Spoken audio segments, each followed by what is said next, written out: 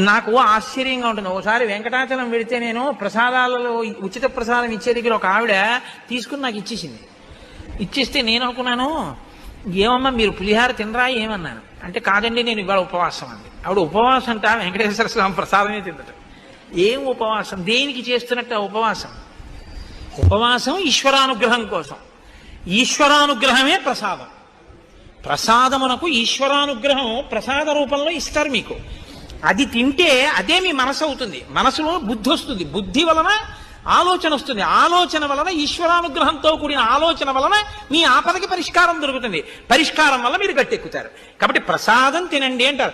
ప్రసాదం వదిలేస్తే సత్యనారాయణ స్వామి వారి వ్రత కథలో కూతురు అల్లుడి గారి పడవ మామగారి పడవ మునిగిపోయి అంటారు. అంటే ఆ శాడిస్తే సత్యనారాయణ స్వామి ప్రసాదం తినవాడెవడు పడవల ముంచేద్దామని చూస్తాడనే దాని అర్థం. అంటే ఈశ్వరానుగ్రహాన్ని వదిలేసుకుంది కాబట్టి పడవ మునిగిపోయింది.